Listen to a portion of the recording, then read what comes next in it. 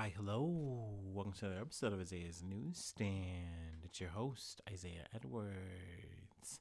The date is March 19th, 2024. Hopefully, this episode finds you well, in good spirits, and high hopes. As for me, I'm doing pretty good. Today was a pretty good day for a Tuesday. Let's see here. Work, was work. Nothing too crazy. Let's see. Food corner. I had my little Mexican beef and rice bowl with some tortillas and some chips. It was very yummy as per usual. Also, I feel like I gotta stop myself because I've been snacking like way too much. Like sour Skittles. I got a bag of the barbecue twist Frito things. Those things are like way too good, but I don't know. I just wanted a bag of those. The other day I had I had some like gummy bears. I'm just wasting money at the vending machine again at work. It's like, Isaiah, you gotta stop it. You gotta stop it. You gotta break the habit again. Maybe, I don't know. And it's weird too, because it's like, it's warming up. You're not supposed to be on like hibernation eat mode. I don't know. Maybe I'm just eating my feelings. I don't know. I gotta ruminate on that a little further. But now's not the time, right? We should get ready to talk about some news. So I'm gonna go ahead and do my startup. Also, trigger warning. This is a messy episode. There's a lot going on here. A lot of dark subject matters, like sexual nature, violence. There's a lot. And I also got to talk about the Supreme Court. So, mea culpa in advance. Sorry, I'm probably going to fuck some things up as I do.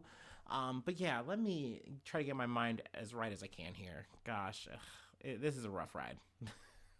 We are not on the Adventure Express here, and that is a local reference.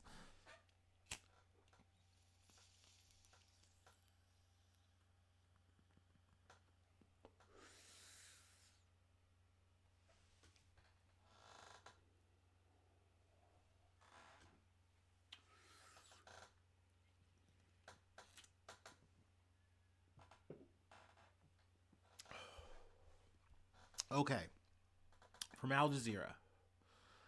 The Gambia votes to reverse landmark ban on female genital mutilation.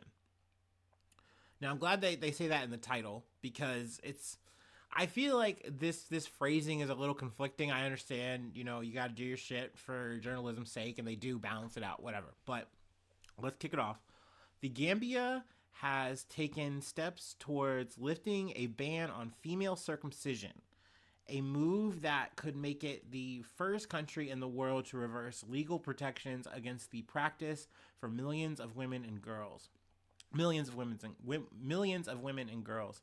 Now, calling it circumcision is saying it so mildly, because that like makes it akin to like male circumcision or whatever. And maybe some people want to fucking argue that. I'm not trying to do that today because to me that is fucking horseshit.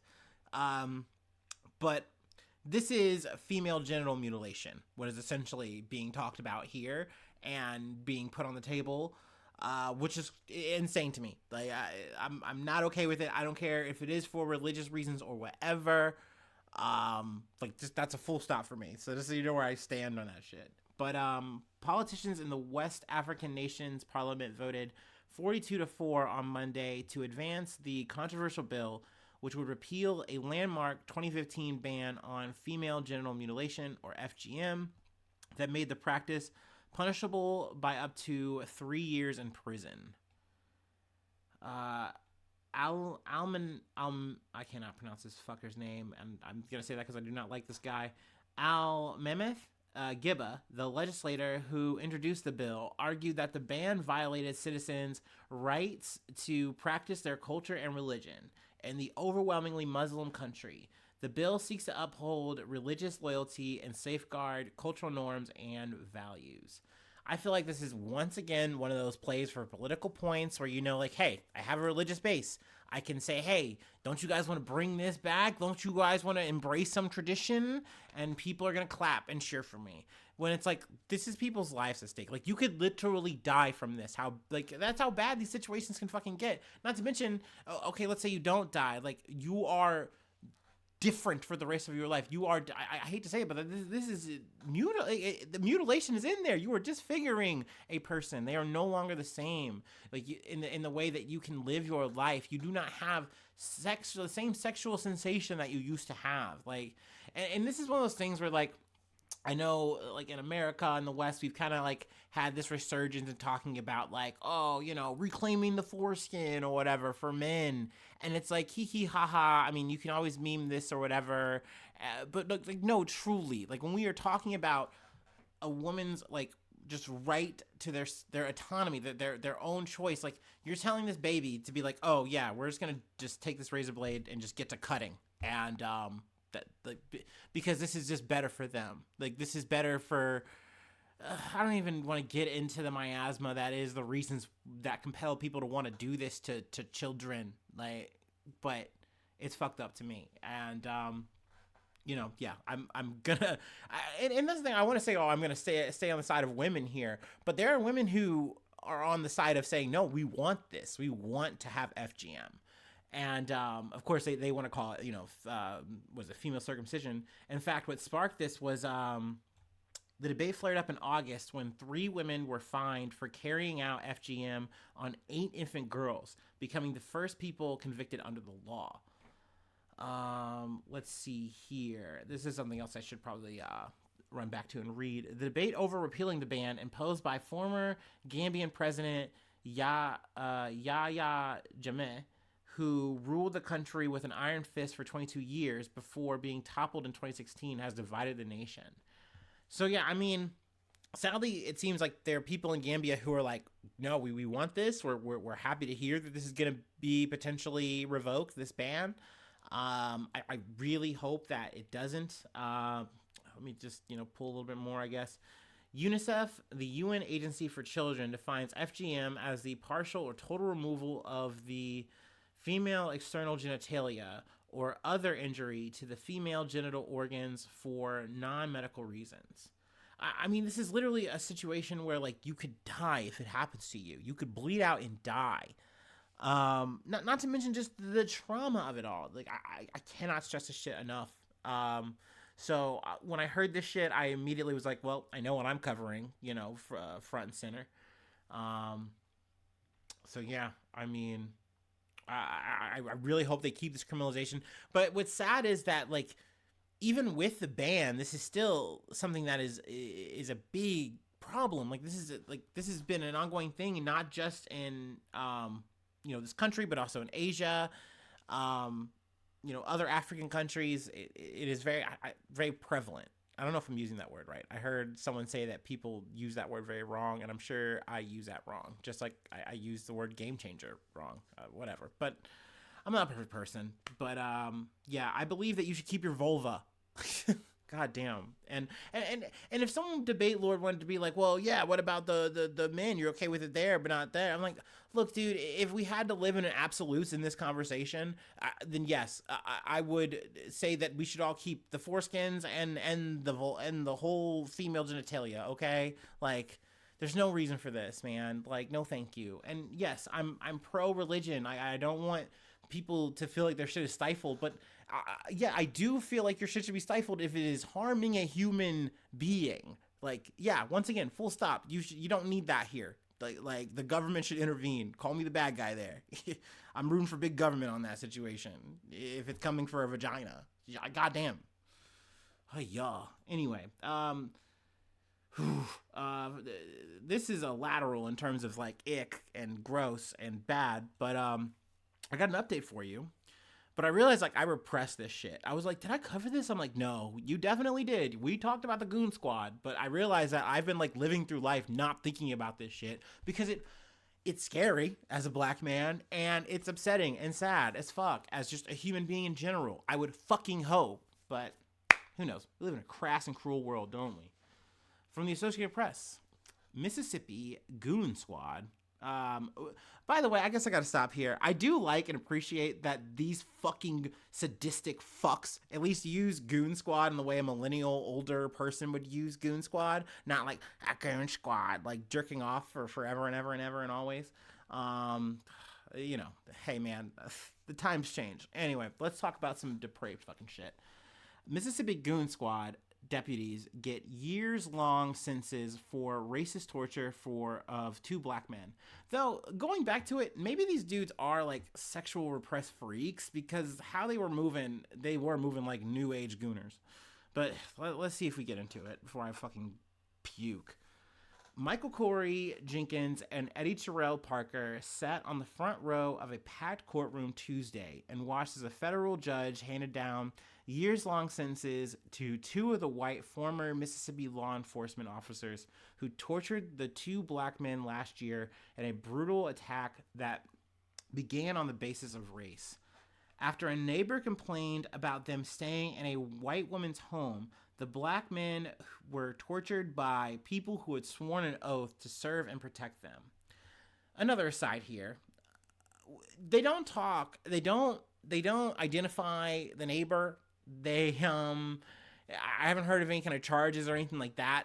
That's another component to this that fucking disturbs me because everything about this feels like I'm almost looking out of like some Jim Crow era, like early 1900s or further beyond, like kind of crime, like we're about to just do some fucked up shit to a black man because we just can in America. We're just allowed to do that. We're damn near lynch a motherfucker. Who gives a shit? No, this was literally in 2023.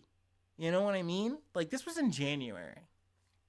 But it's just crazy that a neighbor was like, oh my gosh. So there's these white women and there's these black men in the same house. And you know what they're doing? They're fucking. Like, and you know what that is? A problem. And they call the cops, and these fucking cops go in there and do the most heinous fucking, like, SVU level style shit. It's insane to me. But let's read further. After a neighbor complained about them staying in a white woman's home, the black men were tortured by people who had sworn an oath to serve and protect them. Hunter Elward, 31 years old, was tortured, Hunter Elward, 31, was sentenced to about 20 years in prison, while Jeffrey Middleton, the 46-year-old leader of the so-called Goon Squad that abused the men, was given a 17 and a half year prison sentence. Four other former law enforcement officers who admitted to torturing Jenkins and Parker are set to be sentenced later this week. 2 on Wednesday and 2 on Thursday. Now, granted, their sentencing is going to be in like the decades along with these other two. I'm probably not going to do any more coverage on this because this shit fucking disgusts me. And I don't want to give these motherfuckers any more time, though. Obviously, I do want to talk about the people who've gone through this shit, obviously. And their stories and their time, their experience matters. But yeah, I might add it into the notes or something like that. I might fucking not. But yeah, I just wanted to mention that. Let's see here. Before sentencing Elward and Middleton separately, U.S. District Judge Tom Lee called the former deputy's actions egregious and despicable and said a sentence at the top of the guidelines range was justified.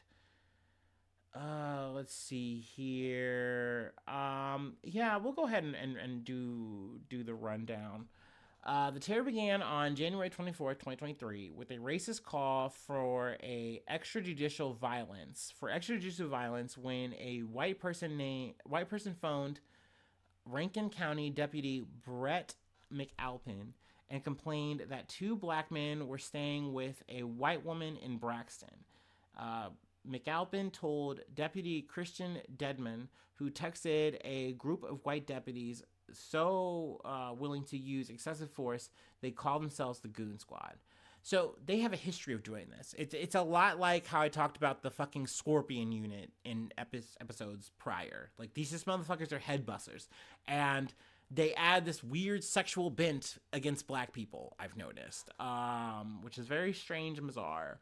But the group of 6 burst into a Rankin County home without a warrant and assaulted Jenkins and Parker with stun guns, a sex toy, and other objects. Elwood admitted to shoving a gun into Jenkins' mouth and firing in a mock execution that went awry. And by awry, he means that he pulled the trigger, it was loaded, it shot Jenkins in the fucking mouth. Like fucking Fight Club. And I'm glad that these men lived, but once again, the goddamn trauma. Once inside, they handcuffed Jenkins and his friend Parker and poured milk, alcohol, and chocolate syrup over their faces. They forced them to strip naked and shower together to conceal the mess. They mocked the victims with racial slurs and shocked them with stun guns. After Edwards shot Jenkins in the mouth, they devised a cover-up that included planting drugs and a gun. False charges stood against Jenkins and Parker for months. So to literally add insult to injury, they fucking charged these men with a fucking fake-ass fucking crime, dude. Let's see here. So, I mean, obviously, I'm glad that these motherfuckers are getting, some fucking jail time. I mean, is it ever enough? I don't fucking know. Part of me said, and that's the thing, where it's just like, this is where I know I'm a hypocrite, because you see these motherfucking cases, and I'm like, I wish these motherfuckers the worst. Like, literally, the guy, sorry, I'm hungry if you're hearing my tummy. He goes, I'm so sorry. He turns to was it Perkins and Jenkins, and he goes, I'm so sorry. Like, I don't want to get too personal, but I think about you guys every night, and I like, more or less, I'm paraphrasing, obviously. I wish I could go back in time, and undo the shit. And it's like, motherfucker, go fuck yourself, dude. Like, yeah, there's a reason they have to fucking hide where you're gonna be, because, it's hard for me not to wish the worst things on these people, on all these motherfuckers, not just the ringleader of this shit. Here, this is the part I didn't want to miss here. Elwood was also sentenced for his role in an assault on a white man. So there you go. He was just a freak to everyone. He was just a menace to just society at large. On an assault on a white man that took place weeks before Jenkins and Parker, sorry, I got the names wrong, I think earlier, were tortured. For the first time Tuesday, prosecutors identified the victim as Alan Schmidt and read a statement from him detailing what happened to him on December 4th, 2022. During a traffic stop that night, Schmidt said Rankin County deputies accused him of possessing stolen property. They pulled him from the car and beat him. Then Dedman forced him to his knees and tried to insert his genitals into Schmidt's mouth as Elwood watched. I pray every day that I can forgive them one day and hopefully forget the humiliation and the evil physical and sexual assault that I endured, Schmidt wrote. I know that I'm not their only victim, and I pray that for each victim that has crossed paths with the Goons squad members. So yeah, man. Like, this is just an evil group of motherfuckers in a town that kind of seemed to be, like, more or less okay with it because, we're talking about minorities or maybe just people that are, like, on the fringes and, like, oh, well, it's only a couple of things and maybe this is a person who stole or whatever, so who knows what happened. And it's just like, no, dude, you literally give these motherfuckers license to kill, and this is what they do with it. They went rampant with it. And it's disturbing. It's distressing. And, that's why I wanted to make sure that I was like, hey, clearly I repressed this shit, and I'm sure my listeners maybe have done this too, but I got to remind myself and my listeners about what happened and at least say that, hey, to a certain extent, some justice was served. I really hope they get their bag in their civil lawsuit. They filed a $400 million civil lawsuit against the department. I hope they get that full bag. And if it's not, if they settle, then fine. I hope it's still a big ass fucking settlement that allows them to get some shit that they can live at least somewhat comfortably. Because I believe for Jenkins, he's like a musician. He literally can't talk the same. A gun was put in his mouth, and a person pulled the trigger. And in a jokey way, of course. He didn't mean to do it. It was supposed to just scare the shit out of you. But whatever. Yeah, I'm cool here. I'm good here. All right. The next two stories are Supreme Court related. Y'all know I do so good at this. I might as well just be, a goddamn lawyer, judge myself. No, I'm gonna do this shit very poorly. I know. From CBS News, Supreme Court lets Texas detain and jail migrants under SB 4 immigration law as legal battle continues.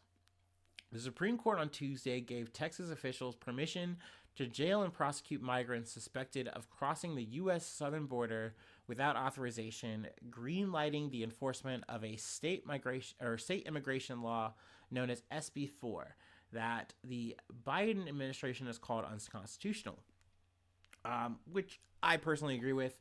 This to me really starts to feel like we are going back to like that, which I believe is like the 2010 era, and as Arizona, where it was like, hey, we can like stop you and be like, show me your papers. We need to know that you're not, an illegal migrant or whatever. And, we can potentially, just nab you right now. It's like, you don't want that kind of atmosphere in America. You don't want that at the border, because at the end of the day, like, Mexico is a whole other factor here, and their relations are important, which I did like from reading this article. It kind of illuminated that to me. But let's see here. Read a little bit farther. Denying a request from the Justice Department, the High Court allowed the controversial Texas law, one of Governor Greg Abbott's signature immigration policies, to take effect while the U.S. Court of Appeals for the Fifth Circuit considers the measure's legality. So, there's going to be more here, but essentially they said, hey, we're not going to continue to hold it. We don't feel like that's okay. That's essentially what the majority ruled here. Now, the minority, the liberal minority in this situation, essentially said, like, you're more or less just injecting chaos in this into this situation. This is also, unconstitutional. So, that's more or less where I land on this shit. Obviously, what the fuck am I going to say or do about it, really? But, I think it's a bummer. I think it's something that is going to up the level of tension and not make any kind of good. It's not going to solve any of your it's not going to solve the migrant problem. Also, it's something I failed to mention earlier, but the whole razor wire thing, like, essentially Greg Abbott said, fuck that shit, and that shit's still in play. Like, they haven't taken that shit down, at least last I've noted. Or at least noticed. Let's see here. Was there anything else I really wanted to pull? I know I just went into full riff mode here. Yeah, no, obviously if you want to read it, digest it yourself. Sometimes I'm just here to illuminate you, maybe not so much to educate. Hopefully it's at least somewhat entertaining, right? I'm trying to do the edutainment thing, right? While I blog about my bullshit life. Anywho, I'm going to take a break. We have one more thing I wanted to cover before I let you go. And once again, like I said, this is a Supreme Court bundle.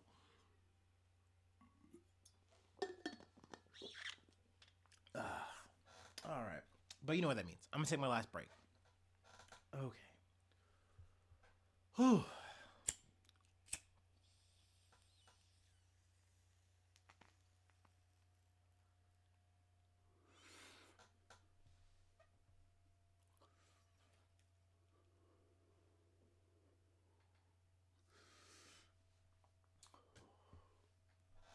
Oh, that hit the spot.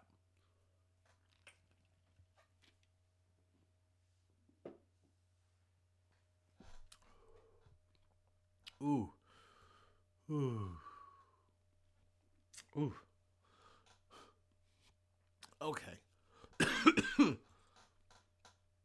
the Associated Press, Supreme Court seems favorable to Biden administration over over efforts to combat social media posts. The Supreme Court seemed likely Monday to side with the Biden administration in a dispute with the Republican-led states over how far the federal government can go to combat controversial social media posts on topics including COVID-19 and election security, in a case that could set standards for free speech in the digital age. The justices seemed broadly skeptical during nearly 2 hours of arguments that a lawyer from Louisiana, Missouri, and other parties presented, accusing officials in the Democratic administration of leaning on the social media platforms to unconstitutionally squelch conservative points of view. Now, I don't know if this is like surprising. I feel like I'm almost the bad guy here, but I do side with the notion of like, yeah, no, I actually do need a little bit of regulation in my social media. I know that sucks, but I feel like if we look at some of the like prior situations we've kind of gone through, it's like where it's like, yeah, like you shouldn't be allowed to just spread Hunter Biden's dick pic through a bunch of DMs. That's weird. Like it makes sense that a government's going to intervene and be like, what are you guys doing? And it's like, oh, we're spreading the truth, brother. This was what was on the laptops, man. And it's like, well, then you shouldn't be sharing this, dude. It's literally hate. It's like revenge porn. You can't do this. And it's like, it's my right. And like, these are the kind of things that I feel like you're trying to defend when you're saying like, no, the Biden administration, government shouldn't be allowed to intervene in social media like this. Now, the argument does make sense to me, though, where you're like, the government shouldn't be allowed to pester and coerce social media into doing things. Like, that's fucked up, you know? Like, you shouldn't be able to bully from the pulpit or whatever the fuck. I don't know. So in this regard, I understand it's kind of a gray area, and, like, I can understand where the states are coming from, regardless of whether or not they're Republican or they're Democrat. You know what I mean? I get that. But let's see here. I'll read a little further. In one example, Justice Amy Coney Barrett, expressed surprise when Louisiana Solicitor General J. Benjamin Aguinaga questioned whether the FBI could call Facebook and X to encourage them to take down posts that maliciously released someone's personal information without permission, the practice known as doxing. Do you know how often the FBI makes those calls? Barrett asked, suggesting they happen quite frequently. And his response was like, yeah, no, that's fucked up. They shouldn't be allowed to do that. And she's like, well, that's what they do, and they do it a lot. So yeah, I mean, it definitely kind of seems that more or less, despite the super majority, they're going to throw the bone here. And we've talked about this before. There's a lot of almost like patterns you can kind of see when you watch the Supreme Court, you know, year after year. And yes, this is like different because it's like, you know, it's such a, what is it? You know, supercharged majority here. But they're going to do the pattern of like, hey, we're going to rule like we want to rule on this case. But on this case, hey, maybe we seem a little bit more neutral, middle of the road, because this is just how we all kind of feel and land. And this is like almost like a free space bingo for us. So yeah, you see a little bit more solidarity, a little bit more murkiness depending on the case. But let's see here. I know, what was it? Alito, I think, was like, no, I actually think this is like fucked up. I'm kind of with the states on this. There's a whole lot of yada yada yada, but I want to call it covered. Like I said, you know, I'm not a Supreme Court analyst for real. I just kind of wanted to throw my 2 cents on the Barbie and call it a day, call it an episode. And yeah, we're getting under 30 minutes. I love it. I love to see it. So yeah, if you'd like to help out, support the effort, I do have a Patreon. Patreon.com/Isaiah News. You become a newsie. Just today, you just officially become one. I would shout you out probably in the next episode, but I normally do the roll call top of the month. I shout you out, plug a project if you'd like, and then free ways to hit me up, isaiahnews1@gmail.com. Feel free to follow me at the podcast and any of the socials, and hopefully you're subscribed to the YouTube. Really helps out a lot if you are. Other ways to, you know, help out, stay connected. Whatever listening app you're on, you know, hit that follow button. Give me all the reviews, like all the stars, any cool, quirky comments. I love to see those. You're doing the Lord's work, okay? All right? Starting a new religion. Anyway, it really does mean a lot. Sharing is caring, but, you know, I try to say as much as I can. You just listening to me yap about my life and how I view what's going on in the world, it really just means the world to me, and it's lovely. So thank you for that, and hopefully I see you soon for some more good news. I love you. Bye-bye. Mwah.